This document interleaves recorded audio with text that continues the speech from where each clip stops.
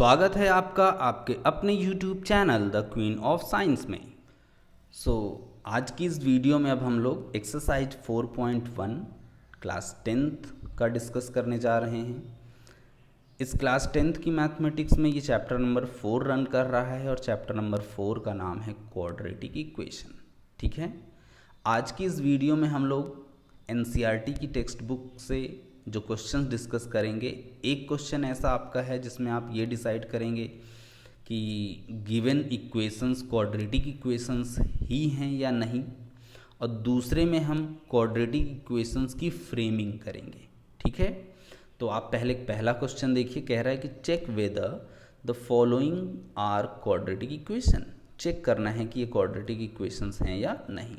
First है x plus 1 whole square is equals to 2 bracket में x minus 3। Second x square minus 2x is equals to minus 2 bracket में 3 minus x। Third x minus 2 x plus 1 is equals to x minus 1 x plus 3। Fourth x minus 3 bracket में 2x plus 1 is equals to x bracket में x plus 5। Fifth 2x minus 1 bracket में x minus 3 is equals to x plus 5 x minus 1। Sixth x square plus 3x plus 1 is equals to x minus 2 whole square. Seventh x plus 2 whole cube is equals to 2x bracket में x square minus 1। And the last eighth one x cube minus 4x square minus x plus 1 is equals to x minus 2 whole cube. तो ये overall 8 parts हैं यहाँ पे। इन 8 parts में से मैं 4 parts आपके लिए कर रहा हूँ। आप देख ही रहे हैं कि यहाँ पे 4 पार्ट्स सॉल्व किए गए हैं। अब इन्हीं का एक्सप्लेनेशन मैं आपको देना चाह रहा हूँ। देखिए, first part x plus 2 whole square is equals to 2 bracket में x माइनस 3।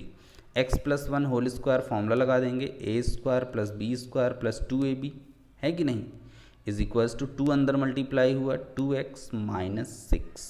ये एक छोटी सी मिस्टेक थी, यहाँ पे सही कर लीजिए आपका।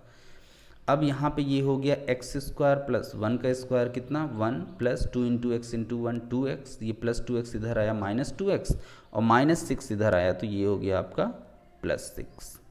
फिर हमने देखिए माइनस 2x से प्लस 2x कैंसिल हो गया, फिर ये हो गया एक्स स्क्वायर और 1 प्लस 6 हो गया हमारे पास ये 7। तो पहला इक्वेशन हमारे पास बना x square plus 7 is equals to 0। तो यहाँ पे हम पहली चीज़ ऑब्जर्व करेंगे कि मैक्सिमम पावर 2 है, इक्वल का साइन है, मतलब कि ये क्वाड्रेटिक इक्वेशन है। ठीक, थर्ड पार्ट इसमें का देखिए, थर्ड पार्ट है x minus 2 x plus 1 is equals to x minus 1 x plus 3।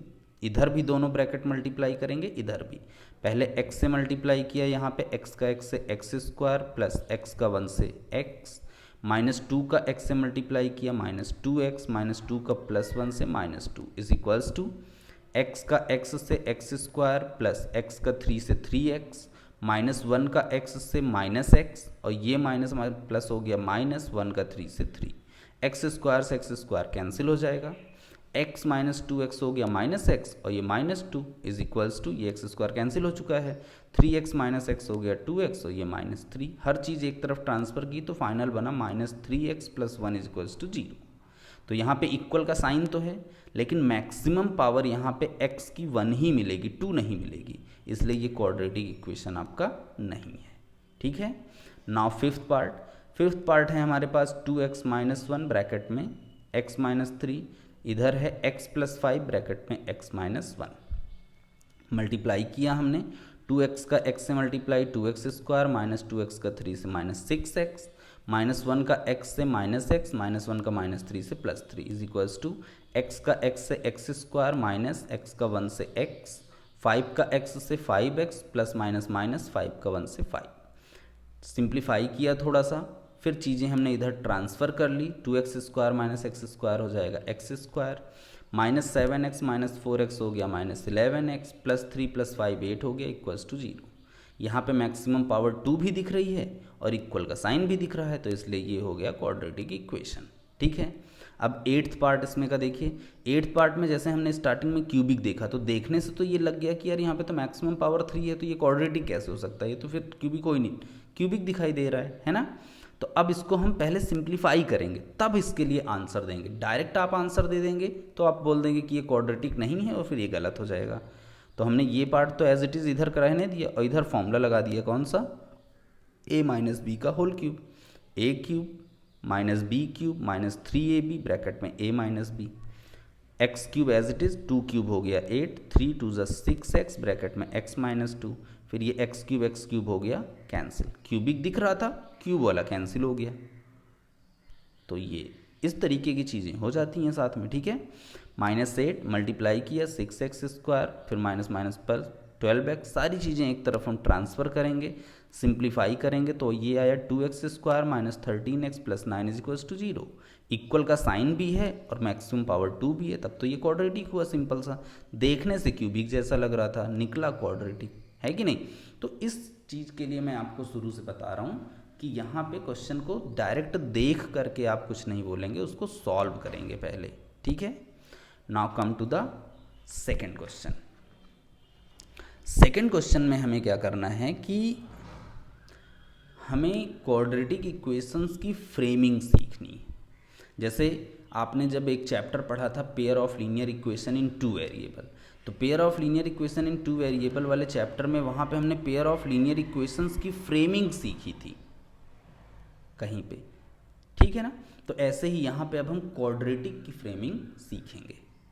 तो देखिए क्वेश्चन 2 कह रहा है कि represent the following situations in the form of quadratic equation.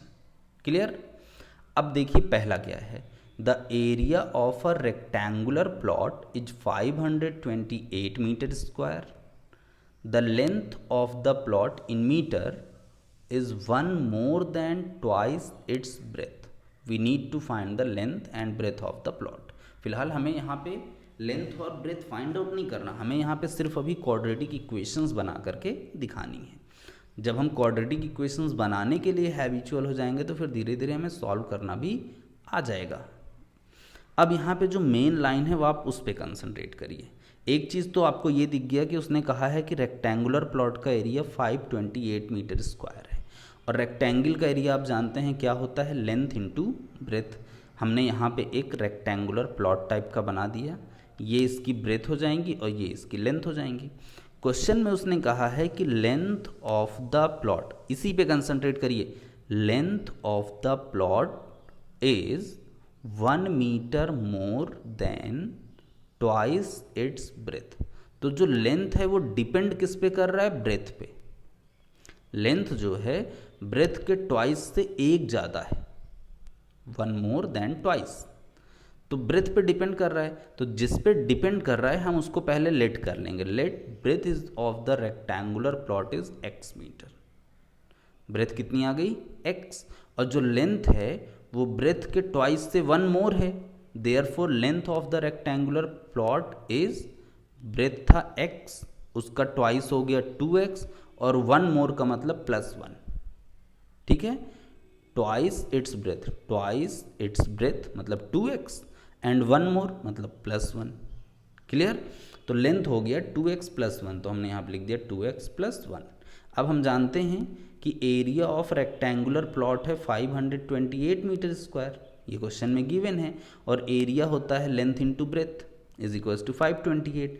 Length हमने कैलकुलेट किया 2x + 1 लिख दिया, ब्रेथ हमने कैलकुलेट किया x लिख दिया, और उसके बाद फिर अब हम इसको जब x अंदर मल्टीप्लाई करेंगे तो ये हो गया x का 2x से मल्टीप्लाई 2x² प्लस 1 का x से multiply x is equals to 528।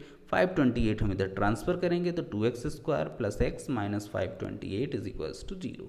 ये हमारा रिक्वायर्ड क्वाड्रेटिक इक्वेशन है for the first situation. Okay, now come to the second.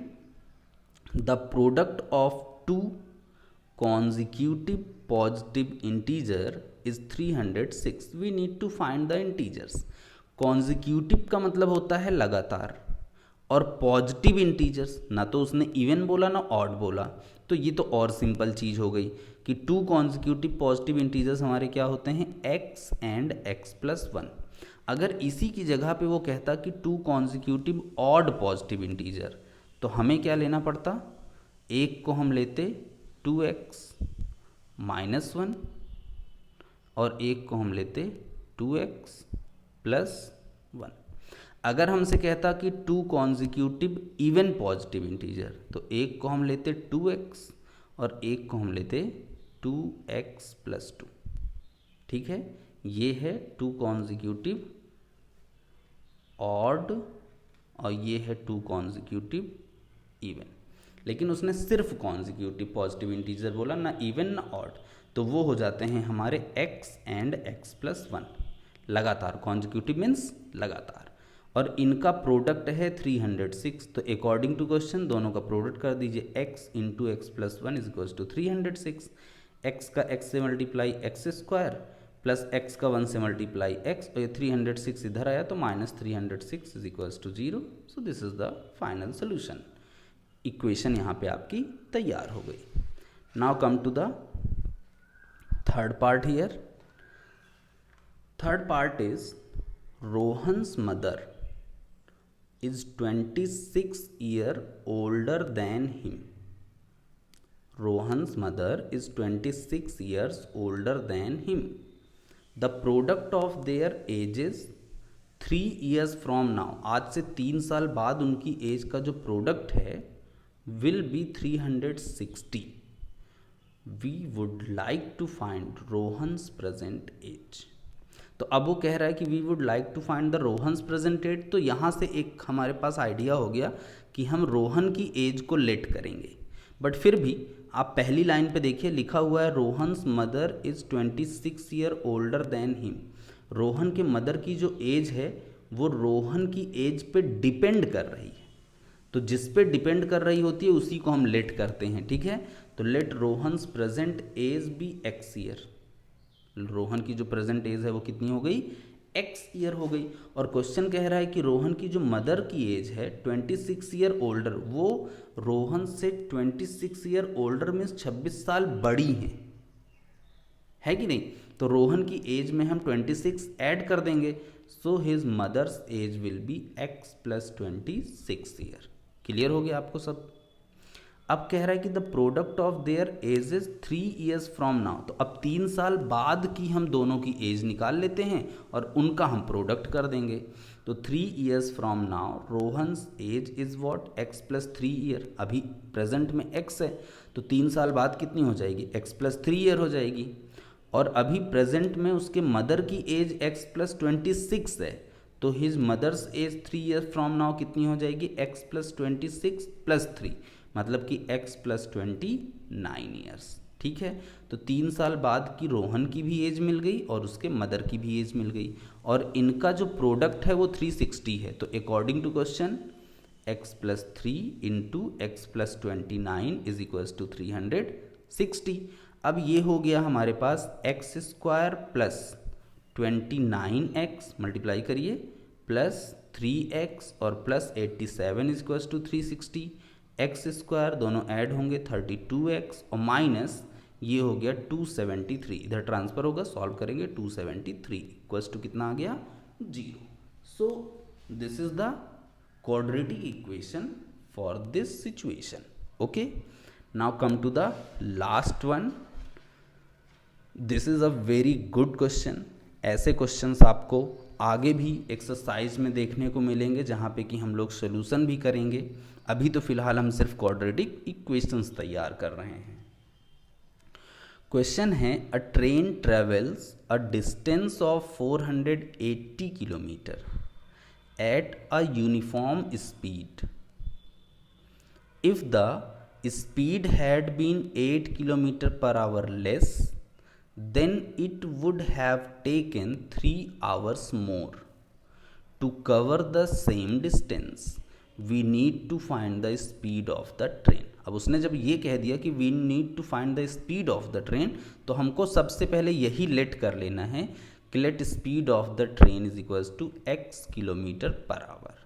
ठीक है, हमने x लिया, मोस्टली हम लोग x ही लेते हैं, आप y u v t जो आपको लेना मन करे आप वो ले सकते हैं। आपको ज़्यादा अच्छा लगता है तो आप अपने नाम के फर्स्ट लेटर को सपोज कर लीजिए। जैसे आपका नाम जो है आर्यन है, तो आप सपोज कर लीजिए कि let the speed of the train is equals to a km/h, as you wish, ये आपके ऊपर है। वैसे नॉर्मली हम लोग x लेते हैं। ठीक है, और यहाँ पे डिस्टेंस ट्रेवल दिया गया है 480 किलोमीटर। ठीक है, उसने कहा कि अ train travel a distance of 480 kilometre at a uniform speed. तो ट्रेन की स्पीड को हमने ले लिया x किलोमीटर पर आवर और डिस्टेंस वो ट्रेवल कर रही है 480 किलोमीटर, और हमें पता है कि speed is equals to formula होता है डिस्टेंस अपॉन टाइम। और अगर हम इसको थोड़ा सा इंटरचेंज करें तो ये फॉर्मूला हो जाता है time is equals to distance upon में स्पीड। तो पहली सिचुएशन में हमें देखिए स्पीड भी पता है, डिस्टेंस भी पता है, तो हम टाइम निकाल सकते हैं। So the time is distance 480 upon में स्पीड x, 480 अपॉन में x आवर। ये हो गया पहली सिचुएशन में टाइम टेकन, जबकि वो यूनिफॉर्म स्पीड से चल रही है। ठीक है, अब सिचुएशन थोड़ी सी चेंज हो रही है। क्या? If the speed had been 8 kilometre per hour less, मतलब जितनी स्पीड थी पहले x kilometre per hour, speed उससे 8 किलोमीटर पर आवर लेस हो गई, कम हो गई, तो हम x में से इतना माइनस कर देंगे। If speed had been 8 kilometre per hour less than speed is equals to what? x minus 8 kilometre per hour. पहले x थी, 8 किलोमीटर पर आवर कम हो गई तो उसको सब्ट्रैक्ट कर दीजिए, तो ये हो जाएगा x minus 8 kilometre per our. इतना आपको समझ में आ गया होगा। अब इसके बाद कह रहा है कि then it would have taken 3 hours more to cover the same distance. तो ये जो है पहले की जो सिचुएशंस थी, जितना टाइम पहले लगना था अब उससे 3 आवर्स ज़्यादा लगेगा। तो पहले टाइम कितना लगना था? 480 अपॉन x आवर, लेकिन अब 3 आवर्स ज़्यादा लगेगा, तो now the time taken is equals to 480 upon x plus 3 कर दिया हमने इसमें, क्योंकि 3 आवर्स ज़्यादा लगेंगे। तो टाइम अब हो गया 480 अपॉन x प्लस 3 आवर्स। ठीक है, स्पीड पता है, टाइम पता है, और डिस्टेंस हमारी कितनी है? 480। इस फॉर्मूले में रख दीजिए टाइम की प्लेस पे, देयरफॉर टाइम की प्लेस पे 480 upon x plus 3 is equals to distance 480 and upon में अब की स्पीड कितनी है? x माइनस 8, ये रख दिया हमने। अब हम इसको सिंप्लीफाई करेंगे, ये इधर ट्रांसफ़र करिए, तो ये हो जाएगा 480 upon x minus 8 minus 480 upon x is equals to 3। 480 दोनों में से कॉमन होके बाहर आ जाएगा, ब्रैकेट में बचेगा 1 upon x minus 8 minus 1 upon x is equals to 3। ये एज इट इज़ रहेगा, अंदर जो है एलसीएम हो जाएगा x minus 8 into x. X minus 8 से x माइनस 8 कैंसिल, x बचा, और x का 1 से मल्टीप्लाई x माइनस x से x कैंसिल हुआ, x माइनस 8 बचा, x माइनस 8 का 1 से मल्टीप्लाई x माइनस 8। अब इस 3 से 480 कैंसिल होगा 160 टाइम, यहाँ पे हमने ब्रैकेट ओपन किया तो ये हो गया x minus x plus 8 upon में मल्टीप्लाई किया तो x का x से multiply x square minus 8x is equals to 1। अब हमने इसको x से ये x क्या हो जाएगा? कैंसिल हो जाएगा, प्लस माइनस में 180 का 60 से 160 का 8 से मल्टीप्लाई हो जाएगा, और ये जो डिवाइड में है ये इधर 1 से मल्टीप्लाई हो जाएगा। बाकी हमने ट्रांसफ़र किया, सिंप्लीफाई किया, तो इक्वेशन हमारे पास बन गई x square minus 8x minus 1280 is equals to 0। So this is the quadratic equation of this situation. यहाँ पे जो हमने 4 वर्ड प्रॉब्लम्स किए, ये वर्ड प्रॉब्लम्स सिर्फ क्वाड्रेटिक इक्वेशंस बनाने तक के लिए थे। यहाँ पे हमें इन क्वाड्रेटिक इक्वेशंस का सोल्यूशन नहीं करना था, लेकिन इन केस फ्यूचर हमारे पास जो क्वेश्चंस आएंगे वर्ड प्रॉब्लम के, वहाँ पे उनका हमें सोल्यूशन करके ये जो x आ रहा है इन x की वैल्यूज़ को भी सॉल्व करना रहेगा। ठीक है, सो आज का हम यहीं पे ये वीडियो ख़त्म कर रहे हैं। अब इसके बाद हम लोग जो वीडियो करेंगे वहाँ पे हम लोग ये सीखेंगे कि हम क्वाड्रेटिक इक्वेशन को सॉल्यूशन कैसे करते हैं, उनका हम सॉल्व कैसे करते हैं। ठीक है।